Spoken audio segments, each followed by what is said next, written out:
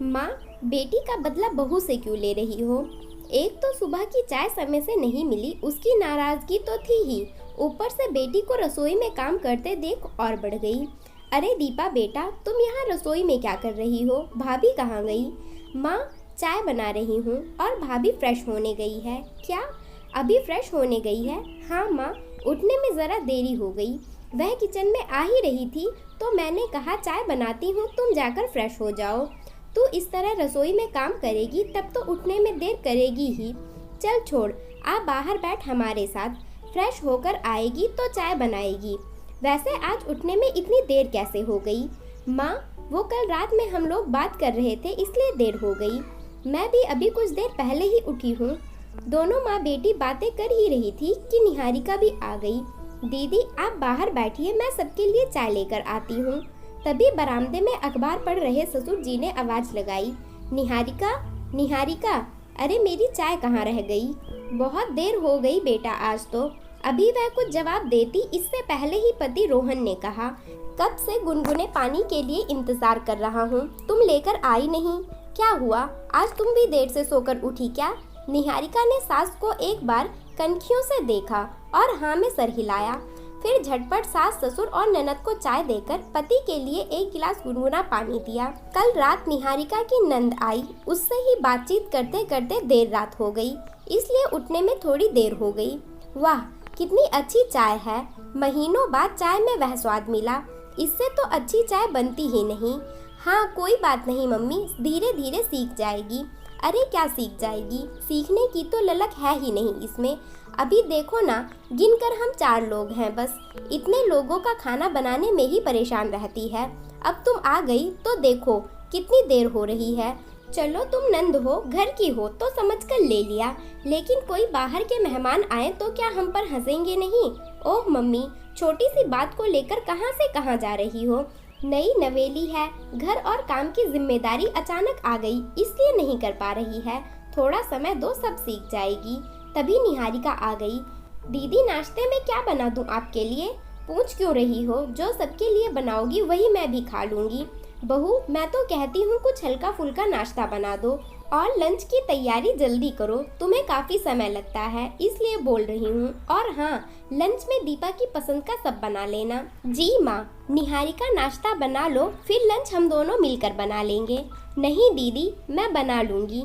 दीपा कुछ बोलती उससे पहले ही माँ ने कहा, चुप कर, तू यहाँ कुछ दिनों के लिए आराम करने आई है, काम करने नहीं, तो आराम कर। आज तू है तो मदद कर देगी, कल को कौन करेगा? मुझसे तो नहीं होने वाला। दीपा माँ की बात सुनकर मुस्कुराने लगी। निहारिका ने सबके लिए नाश्ता बनाया। लंच बनाने में दीपा ने भी मदद की। दोपहर को खाना खाते समय सासू माँ फिर नाराज हो गई। ना दाल में तड़का बराबर लगा है, ना कोई स्वाद है, सब्जी भी बेस्वाद है। शादी को 3 महीने हो गए, रोज बताती हूँ, फिर भी आज तक ढंग से खाना नहीं बना। पता नहीं कब सीखेगी।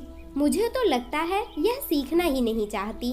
माँ, अब तुम्हें मेरे हाथ की भी दाल सब्जी बेस्वाद लगने लगी? नहीं तो सब बढ़िया है, अच्छा है। वैसे मुझे लग ही रहा था कि निहारिका के हाथों का तो बना नहीं लग रहा है। बेटी की बात सुन कमला जी ने तुरंत अपना सुर बदला। यह देख बाप बेटी दोनों हंसने लगे। खाना खाने के बाद जब सब आराम करने लगे तो दीपा माँ के पास बैठी। माँ ससुराल वालों के बारे में गहन पूछताछ करने लगी। तो बेटा, अब तेरी सास का व्यवहार तुम्हारे साथ कैसा है? अब भी ताना मारती है, कमियां निकालती है? नहीं माँ, अब नहीं। और फिर मैं सब जान गई, समझ गई तो उन्हें कुछ बोलने का मौका ही नहीं देती। वही तो मैं भी चाहती हूँ बेटा, कि ये भी तुम्हारी तरह होशियार हो जाए, सीख जाए।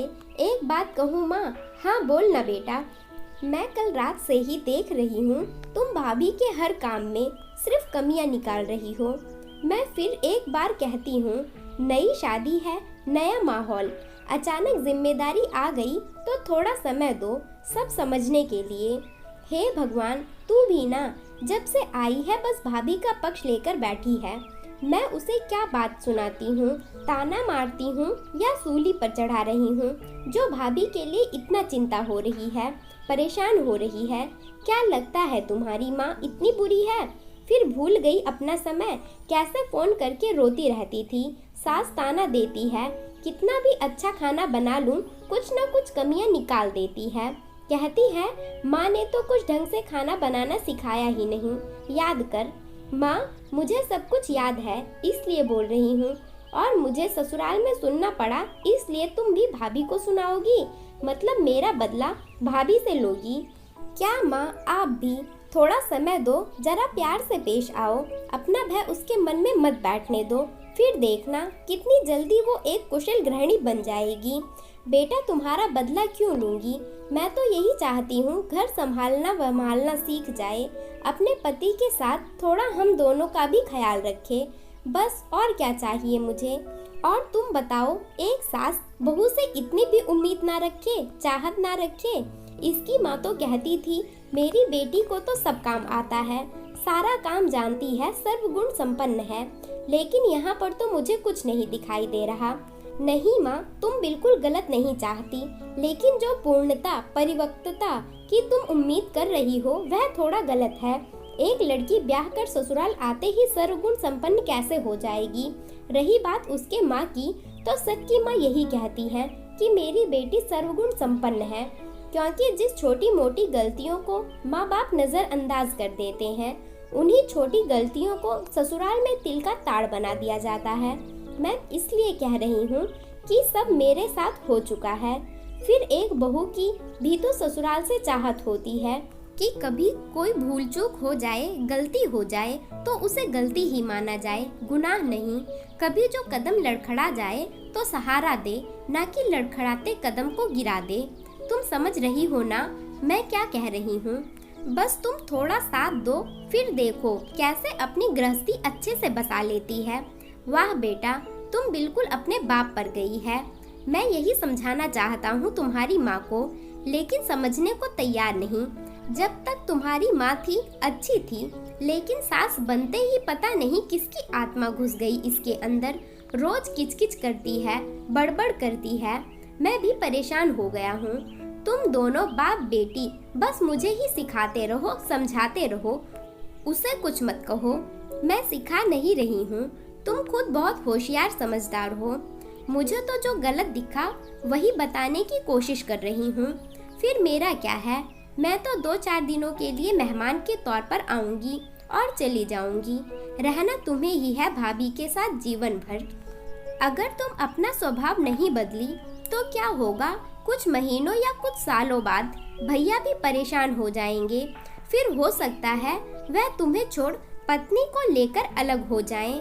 फिर क्या करोगी, अकेली पड़ जाओगी। इससे तो अच्छा है थोड़ा सा अपने स्वभाव में बदलाव लाओ और मिलकर रहो। अब कमला जी गंभीर होकर सोचने लगी। तुम दोनों ने बिल्कुल सही कहा, मैंने तो कभी इस तरह सोचा ही नहीं। पर अब तुम दोनों चिंता मत करो, मैं सब समझ गई हूँ, तो अब किसी को भी शिकायत का मौका नहीं दूंगी। निहारिका माँ की बात सुन मुस्कुराते हुए माँ के गले लग गई। दोस्तों, कहानी पसंद आई हो तो वीडियो को लाइक और चैनल को सब्सक्राइब करें। धन्यवाद।